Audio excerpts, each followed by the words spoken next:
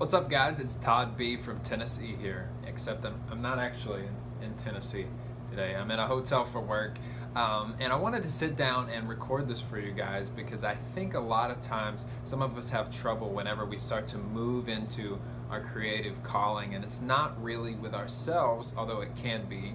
It's really with some of our friends and family and peers and coworkers.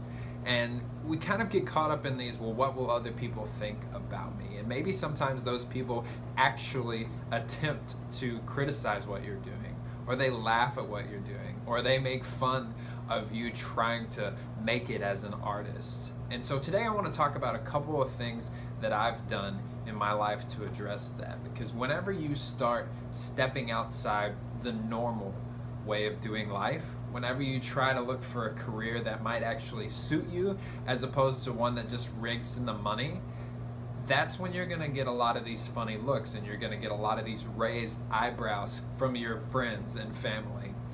It's kind of this vibe of, who do you think you are?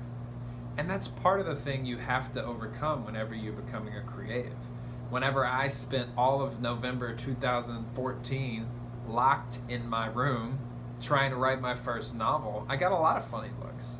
But the deal is, you have to go through that trial by fire. You have to learn how to be a creative in order to accept that. And actually, that's the first step that I'd recommend if you're running into this problem. If you're running into an issue with people criticizing you, or maybe in your mind, they're just kind of looking at you funny, or they don't think you can make it.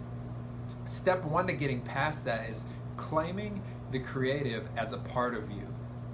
You know, if you're like me, writing or photography or drawing or painting is not something that you chose.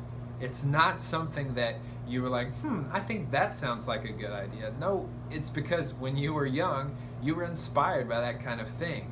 And over the years, you kind of toyed with that talent, and you know you have it, and you know you can build it. And over the years, you've grown and grown and grown. And it's time to start accepting that. There's no more of this, oh, that's nothing. That's something I do on the side. No, it is something. It's part of you. It's part of who you are as an artist. So that's step one, is to start to claim that, claim yourself as a creative. And then step two is to put in the work. You know, one of the fastest ways to prove to people that you're serious about becoming an artist is to create art. One of the fastest ways to show people that you're going to be a novelist is to write a novel. You know, we get caught up in all these things like the perception of other people, or what does so-and-so think about me, or what if I don't have what it takes and they're right. But at the end of the day, it's the product, it's the end result that's going to show if you have what it takes or not. And sometimes you're gonna make horrible stuff. When you get started, you might not make things that are that great. But ultimately, it's the work, it's the output, it's the novels and paintings and photographs that define who you are as a creator.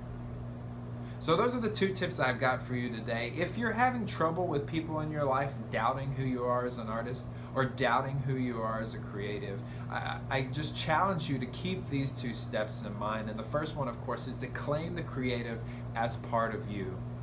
And then the second one is to get to work and to start building your resume and to start making more art. Because the best way to become an artist, you guessed it, make more art. I hope you guys enjoyed this today. I want to challenge you again. Step forward and start to create more. And start to claim that part of your life, because at the end of the day, no one else is going to do it for you. You have to take that first step.